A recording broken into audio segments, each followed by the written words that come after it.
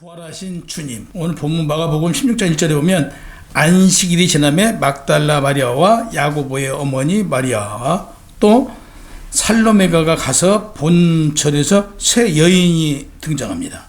이때 당시에 그 여자들은요 법적 증인으로도 쓸 수가 없었어요. 그러니까 남자들 둘이 가면 증인이 되는데 여자들은 증인으로도 안 돼요.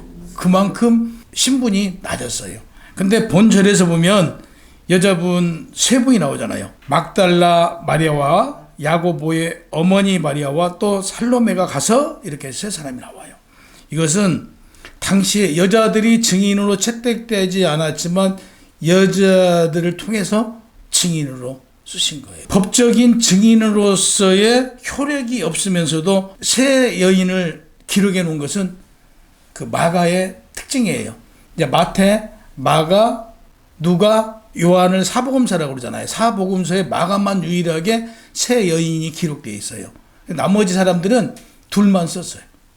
그 정도로 효력이 없었지만 마가는 그 여자들을 그 당시 유대 사회보다는 헬라에 가까운 좀 더 진보적인 그런 입장에서 성경을 기록했다.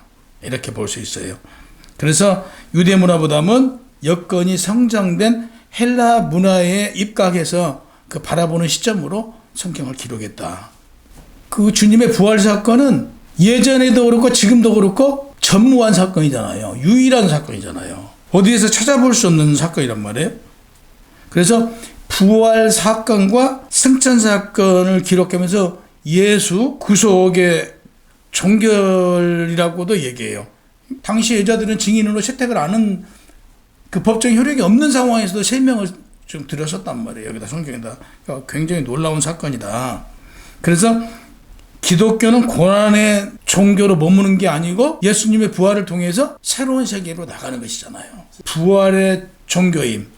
유일하게 그리스도인만이 부활이라는 단어가 있어요. 그리고 재림의 그날까지 주님을 통해서 예수 그리스도의 복음이 전해지고 유일무이하게 다른 종교들을 예를 들면요. 다른 종교들은 숭배를 하면서 무덤에 가서 숭배를 하잖아요.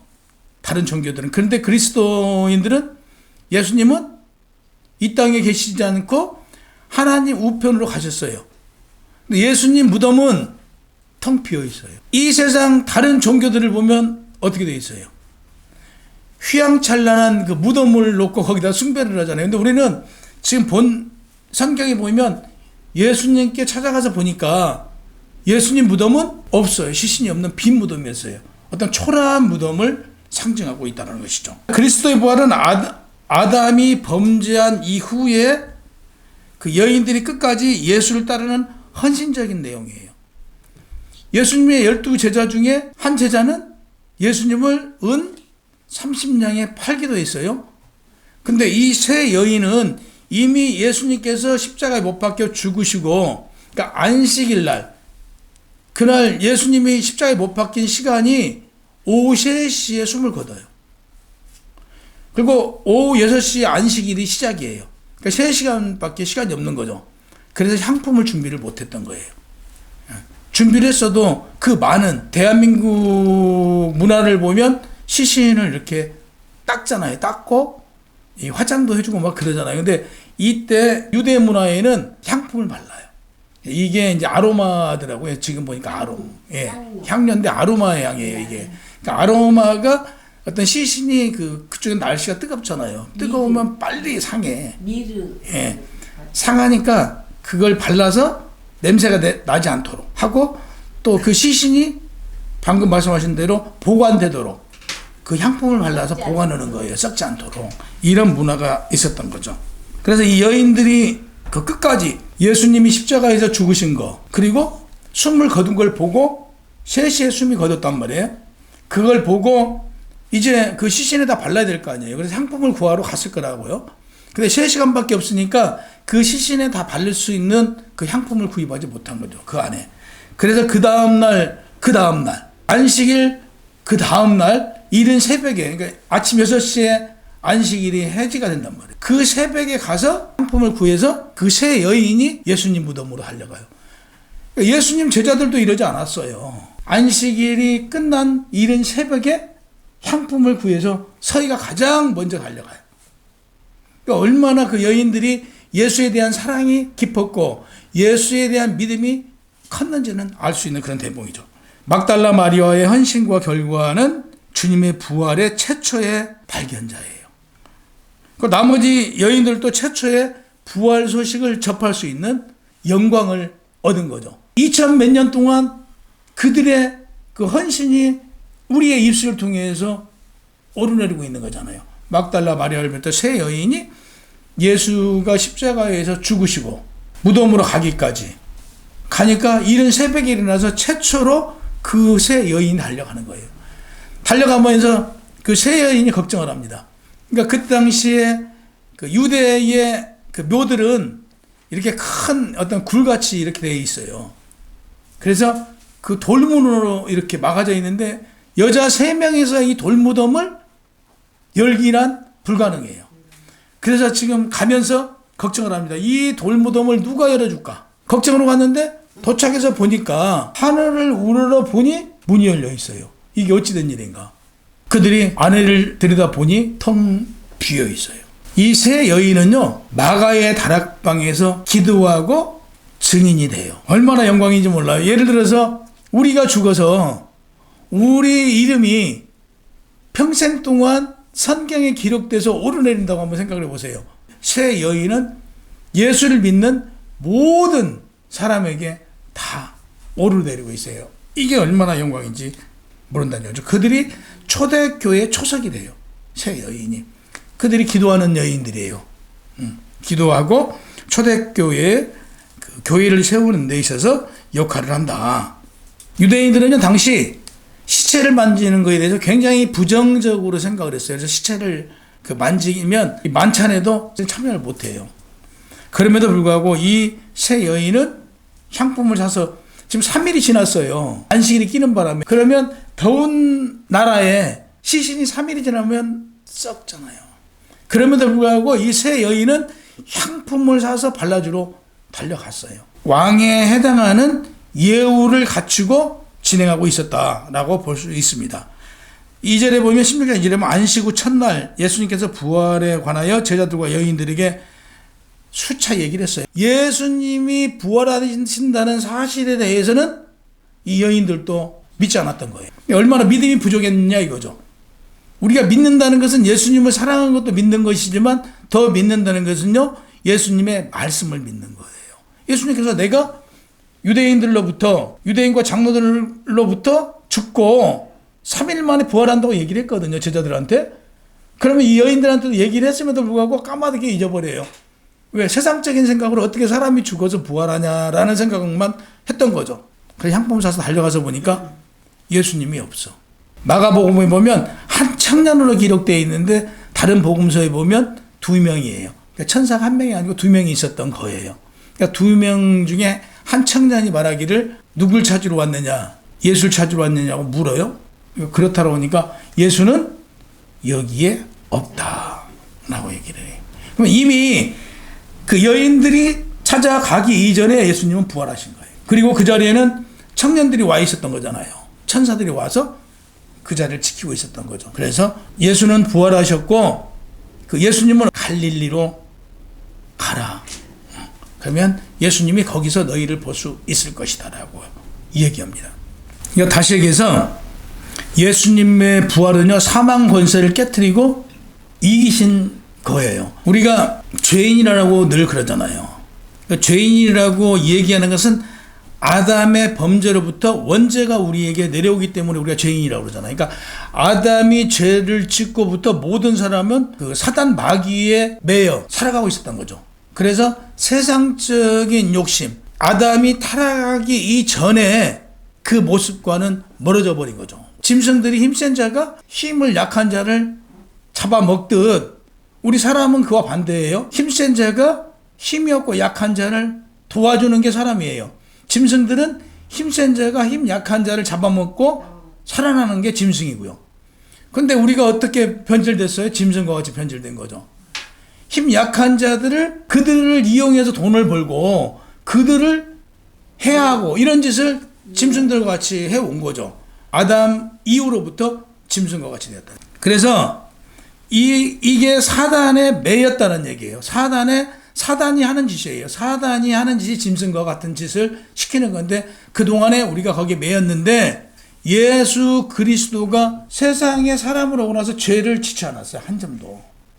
그래서 예수가 죄를 짓지 않고 그 사망 권세로부터 이기신 분이에요. 이겼는데 무엇으로? 지금 부활을 통해서 완전하게 그 증거를 드러내셨다. 다시 얘기해서 부활하심으로 장차 성도들에게, 우리에게 그분이 부활하심으로 우리가 그분과 함께 십자가에 동참해서 죽고 그분과 함께 동참함으로 오늘 우리가 부활한 거예요. 예수님의 부활은 곧 누구의 부활? 우리의 부활이에요. 우리가 예수님과 같이 다시 사신 거예요. 이걸 매년 우리는 다시 기념하고 있는 거죠. 예수님의 부활을 나의 부활이라는 거. 그래서 예수님의 그 사단으로부터, 사망 권세로부터 이기신 그분과 더불어 우리에게도 영생이라는 사망 권세를 이긴 거예요. 그래서 우리로는 안 되지만 늘 주님으로 말미암아 우리는 이긴다. 두 번째, 영적 구원과 육적 구원까지, 육적 구원이 완전하게 이름과 더불어 이 사실을 입증해 줬어요. 근데 구약에는 안식일날 예배를 드렸는데 신약에 와서는 주일을 시작하는 주일날, 일요일이 주일이죠. 신약에 와서는 예수님 십자가에 못 박혀 죽고 부활하시고부터는 일, 월, 화, 수, 목, 금, 토로 가는데, 예전에는 주님께서 창세기에 보면 출애굽기 20장 11절에 보면 이는 엿새 동안 나 여호와가 하늘과 땅과 바다와 그 가운데 모든 것을 만들고 일곱째 날에 쉬었습니다 라고 그렇게 기록되어 있어요. 그래서 여호와의 안식일은 월, 화, 수, 목, 금, 토, 그 다음 날이 안식이 됐어요. 근데 지금은 이날이 첫날이에요.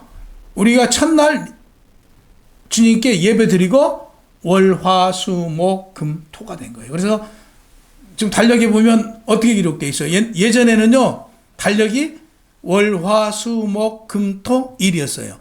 지금은 일, 월, 화, 수, 목, 금, 토로 이렇게. 주일이 첫날에. 신명기 5장 15절에 보면 너는 기억하라. 내가 애굽 땅에서 종이 되었으니 내 하나님 여호와가 강한 손과 편 팔로 거기서 너를 인도하여 내었나니 그러므로 내 하나님 여호와가 내게 명령하여 안식일을 시키라 하느니라. 월, 화, 수, 목, 금, 토 이날 안식이 됐던 거예요. 근데 이게 지금은 월, 화, 수, 목, 금, 토로 바뀌었다는 사실, 그게 예수 그리스도가 부활하시고 나서 바뀐 거예요. 구약의 유대인들에게만 지켰던 안식일은 주일로 대체가 되면서 그리스도를 믿는 모든 만국의 백성들이 주일을 지키게 되었던 거예요. 그러니까 최근 들어서 그 안식교는 지금도 안식일을 지키고 있잖아요. 그러니까 그들한테는 예수 그리스도가 안 온 거예요. 안 온 거예요. 여호와 증인 주님이 오셨는데 그들에게는 신약이 안 온 거예요. 그들은 구약이에요. 그러니까 우리는 하나님의 자녀들이고요. 그들은 하나님의 종들이에요.